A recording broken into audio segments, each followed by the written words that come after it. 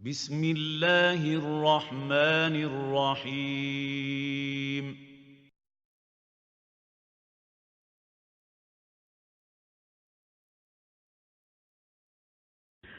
السلام علیکم ورحمۃ اللہ وبرکاتہ۔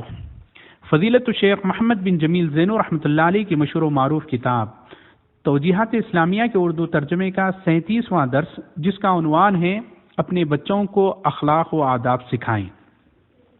محترم سامعین اکرام، اپنے بچوں کو دائیں ہاتھ سے کھانے پینے اور لکھنے اور کوئی بھی چیز لینے دینے کا عادی بنائیں، اور اسے ہر کام کے شروع میں بسم اللہ اور مکمل کرنے کے بعد الحمدللہ پڑھنے کی تعلیم دیں، اور اسے ہمیشہ بیٹھ کر کھانے کی عادت ڈالیں۔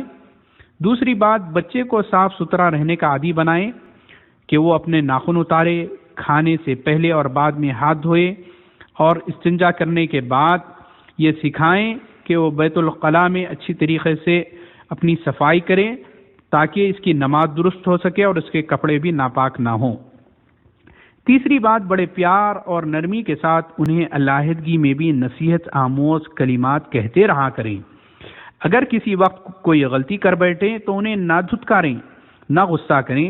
اگر وہ بوجہ بچپن سرکشی پر تل جائیں تو ان سے کلام بند کر دیں، لیکن 3 دن سے زائد نہیں۔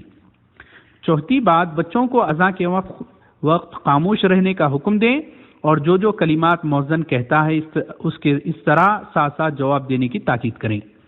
پھر رسول اللہ صلی اللہ علیہ وسلم پر درود بھیجنے اور یہ مسنونہ دعا پڑھائیں: اللہم رب هذه الدعوة التامة والصلاة القائمة آتی محمدا الوسیلة والفضیلة وابعثه مقاما محمودا الذی وعدته۔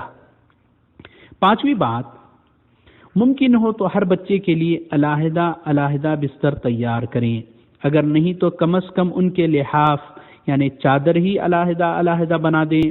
بہتر طریقہ تو یہ ہے کہ لڑکے لڑکیوں کے لیے علیحدہ کمرے مختص کر دیے جائیں، اور یہ ان کے اخلاق اور حفظان صحت کی خاطر اچھا ہے۔ چھٹی بات، انہیں اس چیز کا عادی بنائیں کہ لوگوں کے راستے میں تکلیف دہ چیزیں نہ پھینکیں، بلکہ اگر کوئی ایسی چیز نظر پڑ جائے تو اسے راستے سے ہٹا دیں۔ ساتویں بات، انہیں برے دوستوں کے پاس بیٹھنے اور سڑکوں پر گھومنے پھرنے والے بچوں کے ساتھ پھرنے سے منع کریں۔ آٹھویں بات، انہیں تعلیم دے کہ جب گھر آئیں، اسکول جائیں یا راستے میں کوئی ملے تو السلام علیکم ورحمۃ اللہ وبرکاتہ کہا کریں۔ نویں بات، بچوں کو یہ وصیت کریں کہ اپنے ہمسایوں یعنی پڑوسیوں کے ساتھ نیکی، احسان اور حسن سلوک سے پیش آئیں، اور انہیں کسی قسم کی تکلیف نہ دیں۔ 10ویں بات، بچوں کو یہ عادت ڈالیں کہ وہ مہمانوں کے ساتھ عزت و احترام سے پیش آئیں، اور انہیں جو کچھ میسر ہو سامان ضیافت پیش کریں۔ یہاں میں ایک بات اضافہ کرنا چاہوں گا کہ اپنے بچوں کو صبح و شام کے اذکار سکھائیں، یہ ان کے لیے بہت ہی بہتر ہے، ان کے لیے نظر بد اور مصیبت، آفات، بیماریوں سے انہیں اور محفوظ رکھتا ہے، اور گھر کے سکون، امن و چین، راحت و سکون اور خوشی و آسودگی عطا کرتا ہے، اور اللہ تعالیٰ کی سب سے پہلے کہ اللہ تعالیٰ کی حفاظت میں ہوتے ہیں۔ تو اللہ تعالیٰ سے دعا ہے کہ اللہ تعالیٰ ہم تمام کو اپنی اولاد کی اچھی تربیت کرنے اور انہیں اچھے اخلاق و آداب سکھانے کی توفیق عنایت فرمائیں۔